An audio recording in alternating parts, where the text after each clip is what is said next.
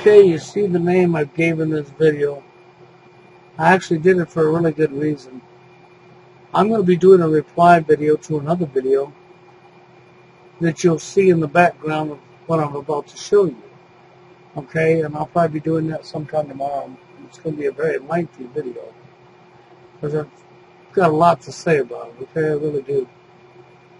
Because what we have is social engineering going on right in your face. That's what we got going on, okay? It concerns the dating scene. It concerns the genders.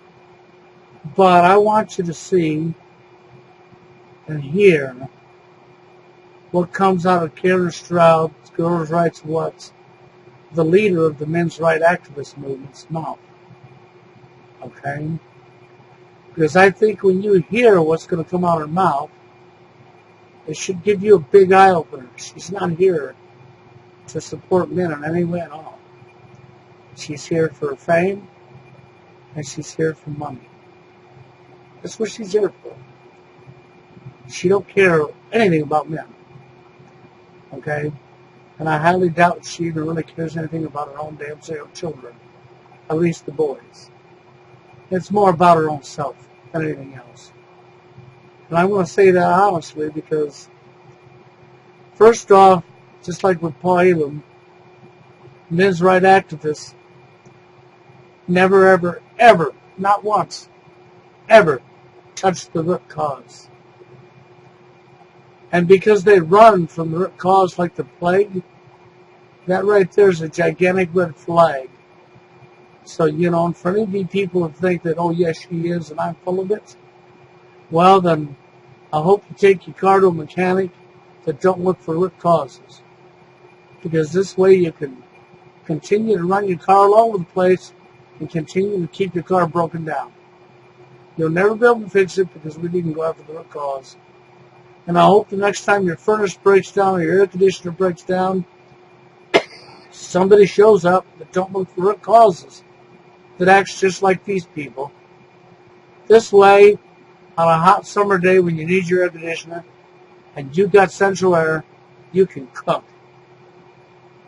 Because you paid the guy to come, he chased symptoms and left, charged you money to do so, and your air conditioner's still broken.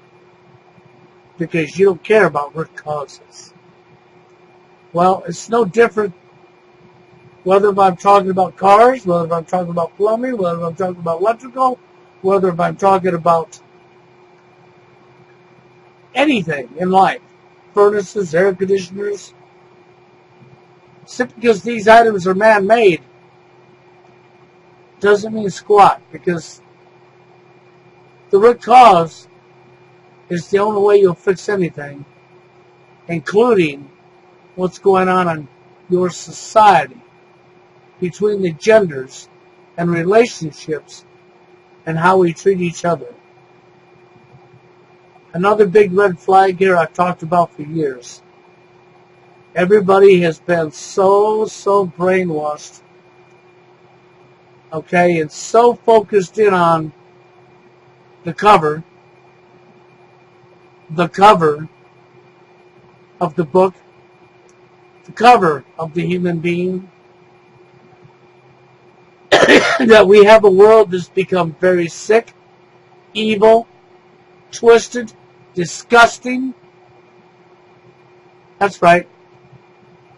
And that's what's happened.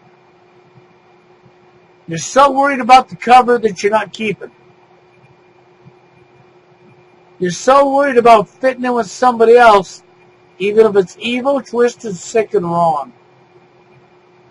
Even if you wouldn't want it done onto yourself, you're so willing to do it onto somebody else. For your own selfish gratification. So let's take a look at what our leader of the men's rights activist movement, a female, has to say about guys, about men. If you're considered undesirable, unfuckable, excuse my language, words right out of her mouth. Listen up. I have to step in here and say realistically, with the sexual marketplace being what it is, which is a marketplace of free agents at the moment. So we've gone from essentially a system where probably 90% of men would be able to have a sexual relationship and be able to have a long-term marriage with children. 80 to 90% of men would have been able to get that.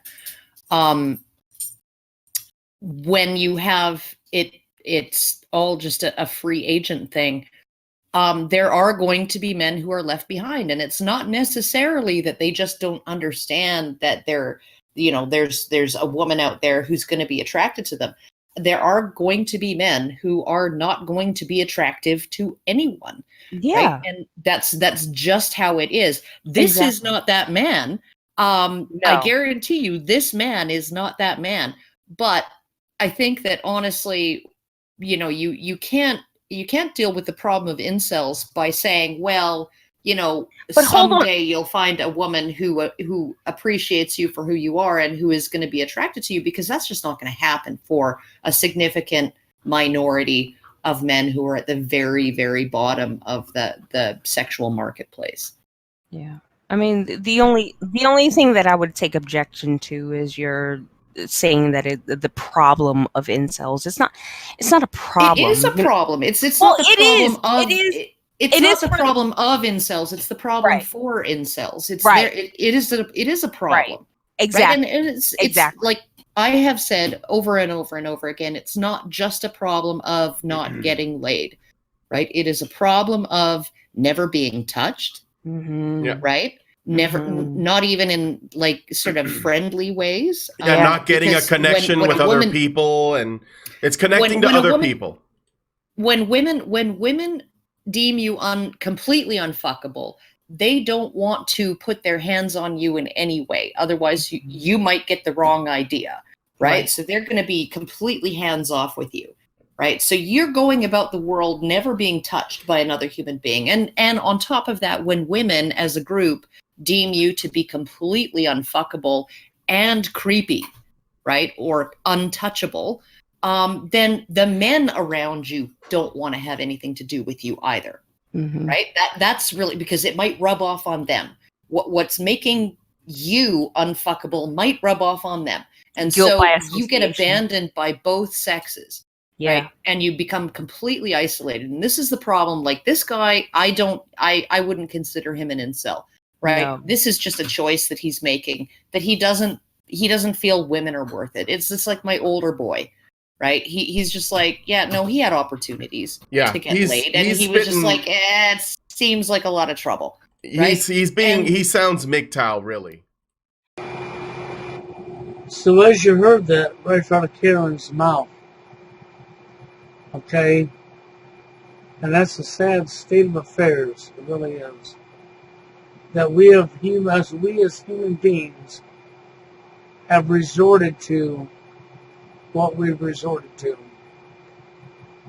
So when you look at social engineering, you're going to look at the modeling industry, the fashion industry, the pornography, Hollywood. Everything has been shoved in your face. So you've completely lost your damn minds. You're not even in touch with reality whatsoever. To have these kind of things come out your mouth, to place a human being on the market like you're a piece of meat, your food, to totally forget about reality and the real world.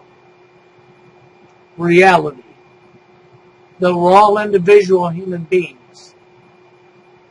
That nobody, and I mean but nobody, regardless of gender, keeps their looks, their cover. See, the reality is this. None of you keep it. You know what true beauty is? True beauty comes from the inside, not the outside cover. True beauty comes from the way you treat other people and the way you're treated yourself. True happiness, true companionship between man and woman, comes from your ability to become friends, and then become best friends, and then become more than that. And that only happens through behavior, treating each other properly. And the both of you will lose your looks. Neither one of you will keep your looks. Your looks does not make you who you are. But in today's society, we have put looks at the top of the list, just like we did porn, and we have completely destroyed our society. So what you're headed for is self-destruction. And now you got the true taste of the world you live in. And even Karen said it herself. And you heard that. And there's absolutely no legit excuse for the words that came out of her mouth. Doesn't matter what she says, there is no legit excuse for it. Outside of sick and evil. Which is what Forever Alone is. See, you want the truth about Forever Alone, F.A.? Yeah, okay. And so Doom Guy says, well, F.A. was here long before TFL. Yeah, back in the 1800s. Wrote as a poem. But a man comes up in 2010 and drew a fiction character of some gross, ugly thing and dedicated it to boys, to men. And completely flipped that poem around to their own want. And used it to demonize men. To criticize for isolation. To ridicule. To make him fun of through comics. As a comedian. As funny. To make him fun of guys who are pushed into isolation, pushed into what Karen Stroud talked about. That's right. That came up in 2010. So Forever Alone is every bit as sick, disgusting, vile, degrading. So our human race has resorted to the lowest of the low. None of you people would want to be treated the way you're willing to do to others. So you've decided we're all a piece of meat on the market, and the lowest of the market shall be alone for the rest of their life because no woman will ever give them the time of day or touch them. And then all men that want to fit in will also push and shove and isolate and bully, and we can mock and laugh and make fun of it. Yep. That's what's really going on. Right in your face. Pure, sick, evil. That's what that is. So there's your leader of the men's rights movement. As evil as it comes.